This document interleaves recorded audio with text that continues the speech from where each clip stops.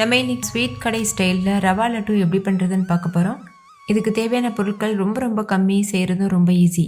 Hi friends, என் பேர் Abhi. Welcome to Indian recipes Tamil. வீடியோக்குள்ள போகிறதுக்கு முன்னாடி நம்ம சேனல் இந்தியன் ரெசிபீஸ் தமிழை சப்ஸ்கிரைப் பண்ணிக்கோங்க. கூடவே இருக்க பெல் சிம்பலையும் கிளிக் பண்ணிக்கோங்க.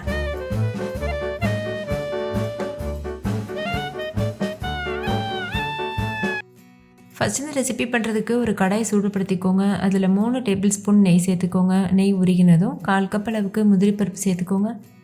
சேர்த்துட்டு பொன்னிறம் வர வரைக்கும் வறுத்துக்கோங்க. ஸ்டவ் வந்து லோ ஃப்ளேம்லேயே இருக்கட்டும். முந்திரி பருப்பு ஓரளவு வறுபட்டதுக்கப்புறமா ஒரு கைப்பிடி அளவு கிஷ்மிஸ் பழம் சேர்த்துக்கோங்க, அதாவது உலர்ந்த திராட்சை. சேர்த்துட்டு லோ ஃப்ளேம்லேயே வச்சு இது நல்லா பலூன் மாதிரி உப்பி வர வரைக்கும் வறுத்துக்கோங்க. ஃபஸ்ட்டு முந்திரி பருப்பை வறுத்துட்டு அதுக்கப்புறமா தான் ஓரளவு முந்திரி வறுபட்டதுக்கப்புறம் நம்ம வந்து கிஷ்மிஸ் பழம் சேர்க்கணும். இப்போது ரெண்டுமே வறுபட்டுருச்சு. இந்த ஸ்டேஜில் இது கூட ரவை சேர்த்துக்கோங்க. 1/2 கப் ரவை சேர்த்துக்கோங்க. நான் யூஸ் பண்ணியிருக்கிறது வறுத்த ரவை. நம்ம வறுத்த ரவை யூஸ் பண்ணால் கூட இந்த மாதிரி வறுத்துட்டு பண்ணும்போது தான் நல்லாயிருக்கும். நீங்கள் வறுத்த ரவை தான் யூஸ் பண்ணணும்னு கிடையாது, எந்த ரவை வேணாலும் யூஸ் பண்ணிக்கலாம். ஆனால் இந்த மாதிரி ஒரு லோ ஃப்ளேமில் வச்சுட்டு ஒரு 5 நிமிஷத்துக்கு வறுத்துக்கோங்க. கலர் சேஞ்ச் ஆகிடக்கூடாது, இந்த மாதிரி கைவிடாமல் வறுத்துட்டே இருக்கணும். இப்போ பாருங்கள், நல்லா வறுபட்டுருச்சு. இந்த ஸ்டேஜில் ஸ்டவ் ஆஃப் பண்ணிடுங்க. ஸ்டவ் ஆஃப் பண்ணிவிட்டு இது கூட ஒரு 1/2 கப் அளவுக்கு தேங்காய் துருவல் சேர்த்துக்கோங்க. நான் வந்து டெசிகேட்டட் கோகோனட் பவுடர் யூஸ் பண்ணியிருக்கேன். சேர்த்துட்டு இது நல்லா மிக்ஸ் பண்ணிக்கோங்க. நீங்கள் ஃப்ரெஷ்ஷான கோகோனட் கூட யூஸ் பண்ணலாம். அப்படி யூஸ் பண்ணுறதா இருந்தால் ஒரு கடாயில் 1 டீஸ்பூன் நெய் சேர்த்துட்டு அந்த தேங்காவை வந்து நல்லா வறுத்துக்கோங்க. வறுத்ததுக்கு அப்புறமா சேர்க்கலாம், அதாவது ட்ரை ஆகிற வரைக்கும் வறுத்துக்கணும்.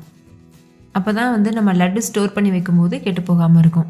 நான் வந்து டெசிகேட்டட் கோகோனட் பவுடர் தான் யூஸ் பண்ணியிருக்கேன்றதுனால நான் வந்து வறுக்கலை, அப்படியே சேர்த்துருக்கேன். சேர்த்துட்டு மிக்ஸ் பண்ணியிருக்கேன். அந்த சூட்லேயே அது நல்லா வறுந்துடும். ஓகே, இப்போ அப்படியே ஒரு ஓரமாக வச்சிடலாம். ஒரு மிக்சிங் பவுலுக்கு மாற்றிக்கோங்க. இதில் தான் நம்ம லட்டு பிடிக்க போகிறோம். இப்போ இது ஒரு ஓரமாக இருக்கட்டும். அடுத்து ஒரு கடாயில் 1 கப் அளவுக்கு சர்க்கரை சேர்த்துக்கோங்க. கூடவே 1/2 கப் தண்ணி சேர்த்துக்கோங்க. சேர்த்துட்டு ஹை ஃப்ளேமில் வச்சு சர்க்கரை மெல்ட் ஆகிற வரைக்கும் வெயிட் பண்ணுங்கள். சர்க்கரை நல்லா உருகினதுக்கப்புறமா இது நல்லா கொதிக்க வச்சுக்கோங்க. ஒயிட் கலரில் நொறையாக வரும். அந்த ஸ்டேஜில் நம்ம வந்து பாகு பதம் செக் பண்ணி பார்க்கணும். அடுத்து இது கூட ஒரு 1/4 டீஸ்பூன் அளவுக்கு ஏலக்காய் தூள் சேர்த்துக்கோங்க. சேர்த்துட்டு நல்லா மிக்ஸ் பண்ணிடுங்க.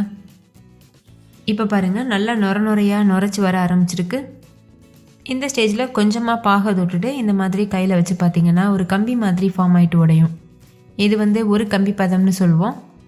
இந்த ஸ்டேஜில் ஸ்டவ் ஆஃப் பண்ணிவிட்டு இந்த சர்க்கரை பாகு சூடோடு இருக்கும்போதே நம்ம வறுத்து வச்சுருக்க ரவை கூட சேர்த்துருங்க. சேர்த்துட்டு இது நல்லா மிக்ஸ் பண்ணிக்கோங்க. ஒரு கரண்டி வச்சு நல்லா கலந்துக்கோங்க. ஸ்டார்டிங்கில் பார்க்குறதுக்கு கொஞ்சம் தண்ணியாக இருக்க மாதிரி தான் இருக்கும், ஆனால் இது கொஞ்சம் ஆறி வரும்போது நல்லாவே கெட்டியாயிரும். நம்ம கரெக்டாக ஒரு கம்பி பதத்தில் ஸ்டவ் ஆஃப் பண்ணியிருந்தோன்னா தான் நல்லா கெட்டியாகிட்டு வரும். இல்லைன்னா கொஞ்சம் தண்ணியாகவே இருக்க மாதிரி இருக்கும். அதனால் பாகு பதம் வந்து ரொம்ப ரொம்ப முக்கியம். ஓகே, இது இப்போ அப்படியே நல்லா ஆறட்டும்.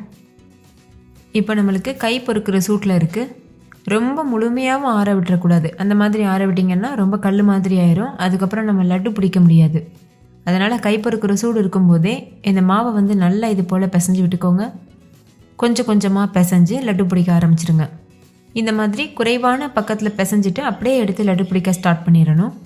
மொத்தமாக பிசைஞ்சிடக்கூடாது. அந்த மாதிரி மொத்தமாக பிசைஞ்சிட்டோன்னா எல்லா ரவையுமே ட்ரை ஆயிரும். நம்ம வந்து லட்டுவே பிடிக்க முடியாது, அந்தளவுக்கு ட்ரை ஆயிரும். அதனால் கொஞ்சம் கொஞ்சமாக உதிர்த்து விட்டு இது போல் லட்டு பிடிச்சிக்கோங்க. லேசாக வெதுவெதுப்பான சூட்டில் தான் இருக்கும், கையில் சுடாது. நல்லா இந்த மாதிரி டைட்டாக பிடிச்சி வச்சுக்கோங்க. அப்போ தான் நம்ம பாட்டிலில் போட்டு ஸ்டோர் பண்ணி வைக்கும்போது உதிர்ந்து போகாமல் இருக்கும். இதே போல் மீத இருக்க எல்லா ரவையும் கொஞ்சம் கொஞ்சமாக உதிர்த்து விட்டு லட்டு பிடிக்க ஸ்டார்ட் பண்ணிடலாம். இதில் நம்ம வெறும் சர்க்கரையும் ரவையும் மட்டும் சேர்த்து பண்ணியிருக்கிறதுனால ஒரு 15 நாள் வரைக்கும் கூட கெட்டு போகாமல் இருக்கும். ஆனால் நீங்கள் யூஸ் பண்ணுற தேங்காய் மட்டும் பார்த்து யூஸ் பண்ணுங்கள். டெசிகேட்டட் கோகோனட் பவுடர் யூஸ் பண்ணலாம். அப்படி இல்லைன்னா நான் ஏற்கனவே சொன்னது போல் நல்லா வதக்கிட்டு யூஸ் பண்ணிக்கோங்க. அவ்வளோதான், எல்லா லட்டுவும் நம்ம பிடிச்சி வச்சாச்சு. ரொம்ப ரொம்ப டேஸ்டியான பெர்ஃபெக்டான ரவா லட்டு சூப்பராக தயாரிச்சு. கண்டிப்பாக நீங்களும் இந்த தீபாவளிக்கு ட்ரை பண்ணி பாருங்கள். எந்த ஸ்வீட்ஸும் செய்யலைனா கூட லாஸ்ட் மினிட்ல கூட இந்த லட்டு ப்ரிப்பேர் பண்ணிடலாம். ஏன்னா இது அவ்வளோ ஈஸியான ரெசிபி, ரொம்ப டேஸ்டியாகவும் இருக்கும். ஸோ கண்டிப்பாக ட்ரை பண்ணி பாருங்கள். ஓகே ஃப்ரெண்ட்ஸ், இந்த வீடியோ உங்கள் எல்லாருக்கும் ரொம்ப பிடிச்சிருக்கும் நம்புறேன். பிடிச்சிருந்தா லைக் பண்ணுங்கள், உங்கள் ஃப்ரெண்ட்ஸ் கூட ஷேர் பண்ணுங்கள். நீங்களும் செஞ்சு பார்த்துட்டு டேஸ்ட் எப்படி இருந்ததுன்னு கமெண்ட்டில் சொல்லுங்கள். தேங்க்யூ, பாய்.